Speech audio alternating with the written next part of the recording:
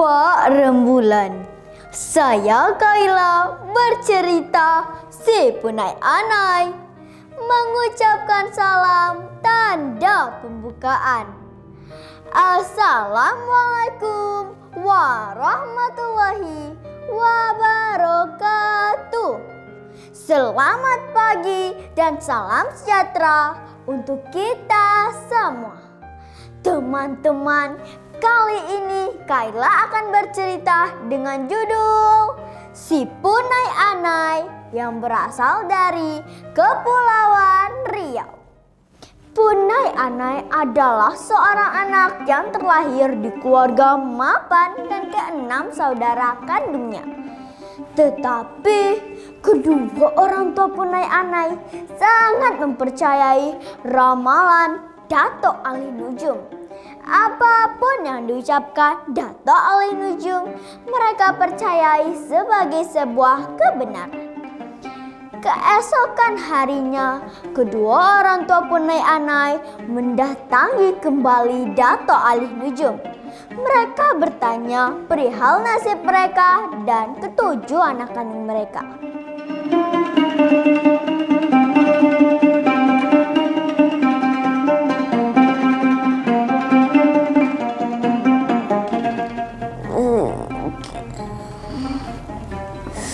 Kalian datang lagi, masih percaya dengan ramalanku ya?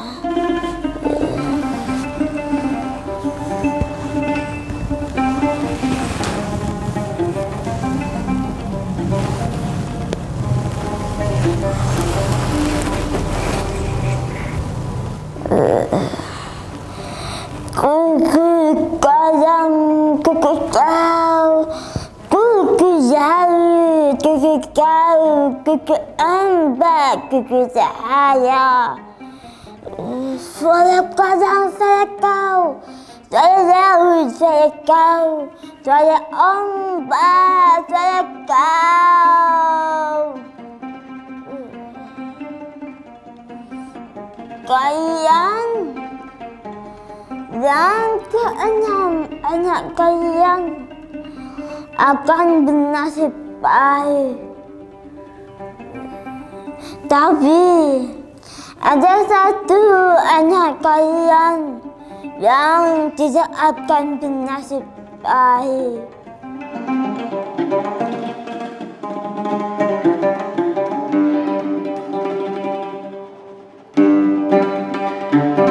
Siapakah dia itu, Dato'?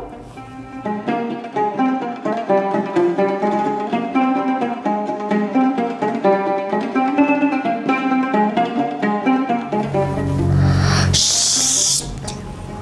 Jangan berisik. Duduk dan dengarkan saja.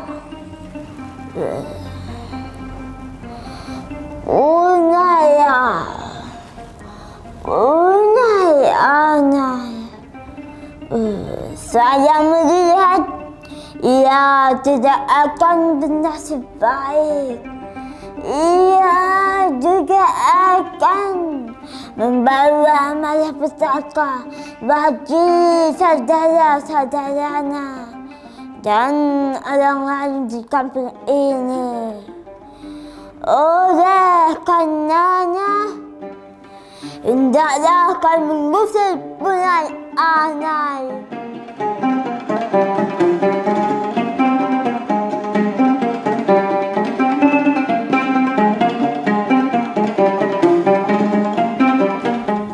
Baiklah, Dato'. Dato', ini ada sedikit persembahan untuk leluhur Dato'.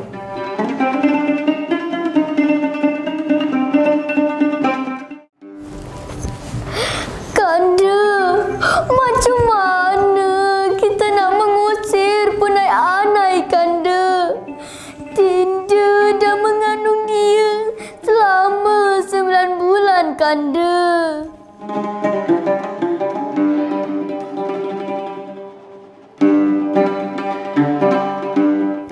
Sesampainya mereka mereka di rumah, mereka langsung mengusir Punai Anai. Punai Anai merasa sangat sedih meninggalkan kedua orang tua dan keenam saudara kandungnya. Langkah kakinya gontai, tidak tahu kemana ia harus pergi. Dan akhirnya ia memutuskan untuk menuju ke hutan. Di hutan, Punai Anai mendirikan sebuah gubuk untuk kediamannya. Ia juga membuka ladang pertanian untuk ia bercocok tanam. Karena tidak ada manusia lagi di hutan tersebut, Punai Anai berteman dengan hewan-hewan yang ada di hutan tersebut.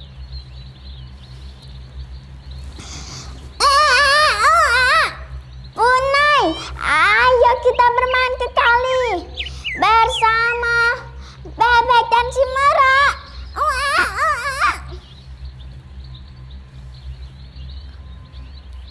Sabar ya monyet, aku harus mencari kayu bakar untuk menghangatkan tubuhku malam ini.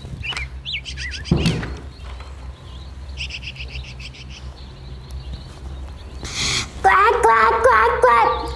Merak, monyet, ayo kita bantu Punai Anai mencari kayu agar cepat kita bermain. Kuak, kuak, kuak, kuak.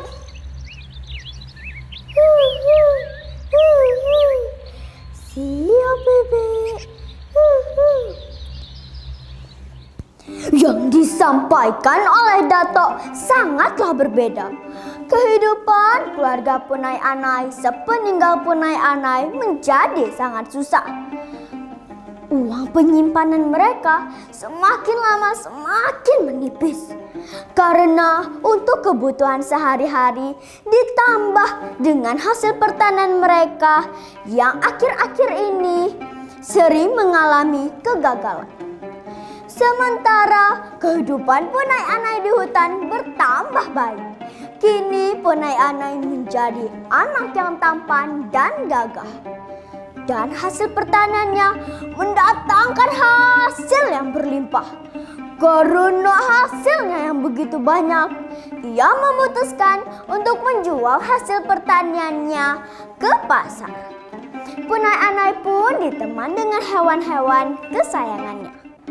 Sesampainya di pasar, seluruh penduduk pasar gempar. Mereka semua berlarian ke sana kemari.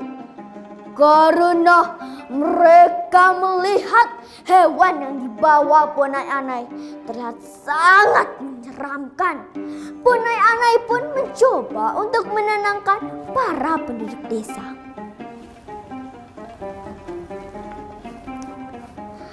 Bapak-bapak, ibu-ibu, tenanglah. Kami di sini hanya ingin berdagang. Lihatlah hasil perkebunan kami yang segar dan murah.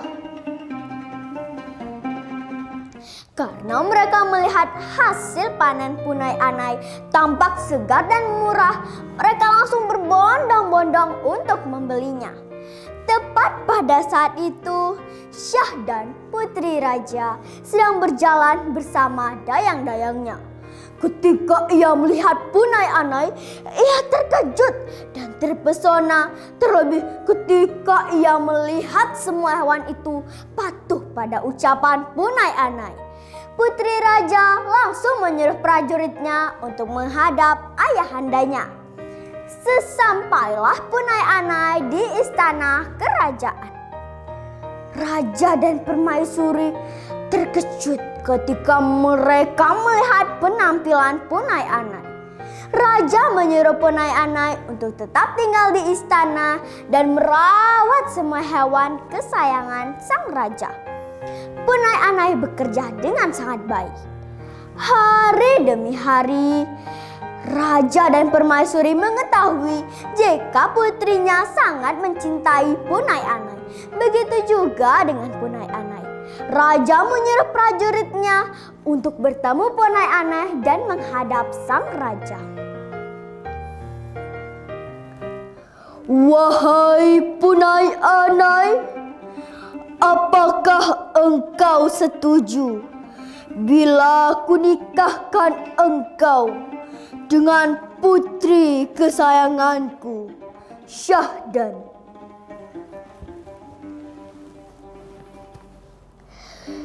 Dengan segala hormat, Baginda. Akhirnya Punai Anai dan putri raja segera menikah. Ketika umur raja semakin tua, tahta raja turun pada Punai Anai. Bertahtalah Punai Anai menjadi raja yang adil dan juga bijaksana. Punai Anai hidup dengan bahagia. Namun ada yang membuatnya sangat sedih. Ia sangat rindu dengan keluarga yang telah membuangnya. Akhirnya ia memutuskan untuk menjemput keluarganya dan tinggal bersama di istana kerajaan. Akhirnya mereka semua hidup dengan bahagia. Teman-teman, cerita pesan moral dari cerita di atas adalah kita tidak boleh percaya dengan tahayul. Dan juga ada gurindam yang pesan moralnya sama seperti cerita di atas, yaitu Gurindam 12 pasal ke-10 gubahan Raja Ali Haji yang berbunyi, dengan bapak jangan durhaka, supaya Allah tidaklah murka. Dengan ibu hendaklah hormat, supaya badan dapat selamat.